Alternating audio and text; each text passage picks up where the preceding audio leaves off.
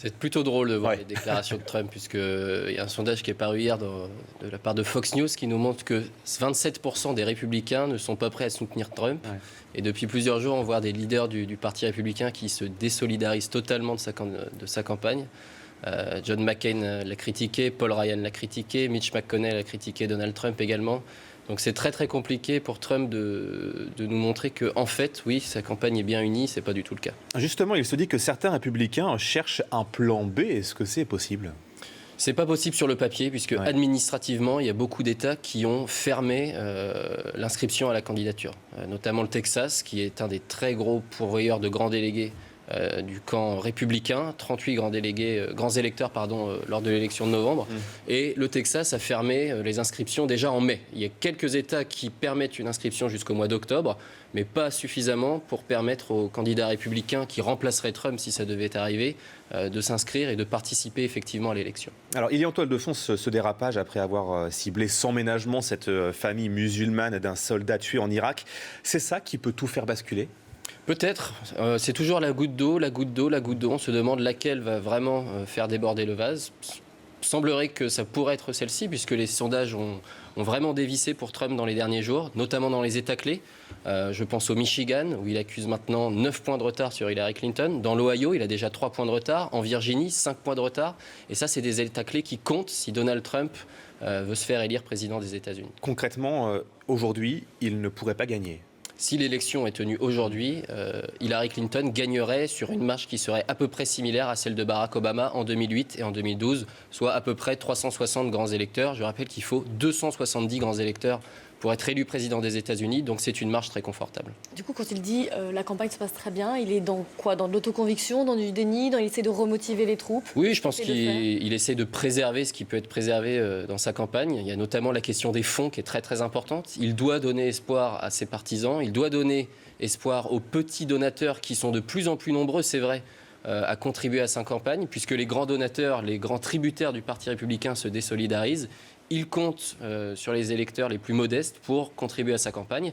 Et c'est vrai que le financement de ce côté-là a bien augmenté en juillet.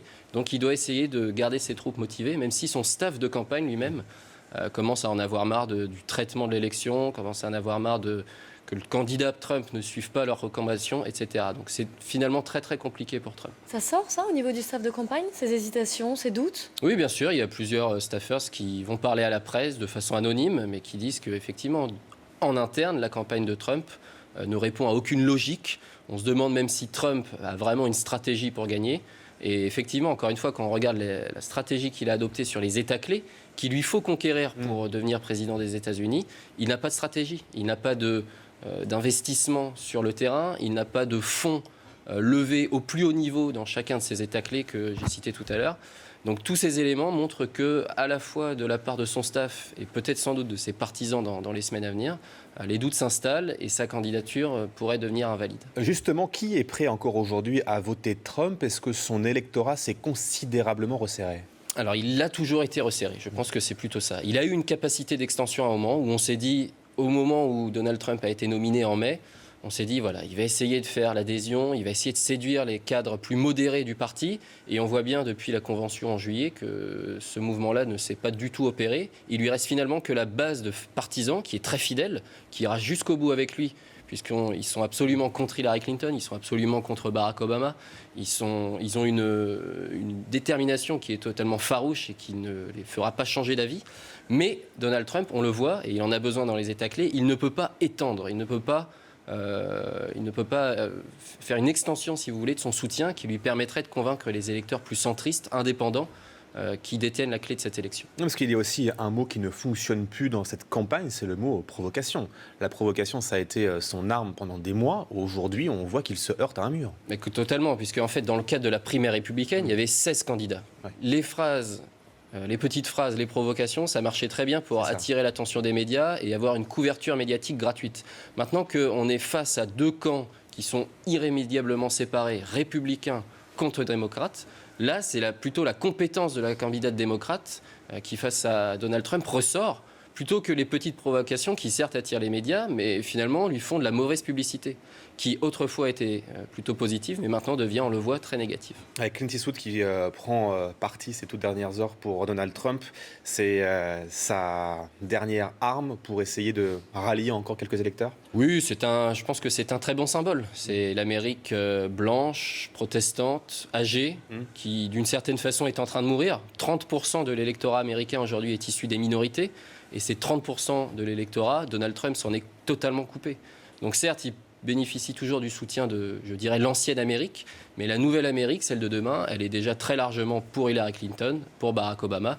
Le sondage de Fox News que je vous citais tout à l'heure nous dit notamment que 1% de l'électorat afro-américain est prêt aujourd'hui à voter pour Donald Trump, un score qui est totalement, je dirais, irréaliste, s'il veut un jour effectivement gagner la présidence. En face, il y a la candidate, bien sûr, démocrate, vous le disiez, Hillary Clinton. On ne l'entend pas, elle ne dit rien, et visiblement, la stratégie, elle fonctionne. Absolument, je pense que quand on est face à un tel mur d'incompréhension et je dirais, d'irrationalité, la meilleure chose qu'Hillary Clinton a à faire, sachant que ses propres chiffres à elle ne sont pas si bons, c'est de se taire, c'est de laisser filer et de faire sa campagne. En revanche, Barack Obama, lui, s'est exprimé et a dit que Donald Trump n'était not fit for the job. Enfin, oui. Parfait pour ce job-là. Et c'est lui qui a pris le relais. C'est un soutien, ou plutôt une dénonciation qui compte, puisque la cote de popularité de Barack Obama est aujourd'hui de 56%. Ça veut dire qu'il parvient même à convaincre une petite partie des républicains qui, plus modérés, ne veulent totalement pas de Donald Trump. Et on voit aussi qu'Hillary Clinton fait un pas vers le centre. Elle sait que dans les États clés, les républicains les plus modérés, notamment typiquement Mitt Romney, le nominé de 2012, ces républicains ne sont pas prêts à soutenir Donald Trump. Et même, on l'a vu avec Meg Whitman il y a quelques jours, ils sont prêts à cross the bridge, comme on dit, passer de l'autre côté et voter Hillary Clinton pour contrer Donald Trump.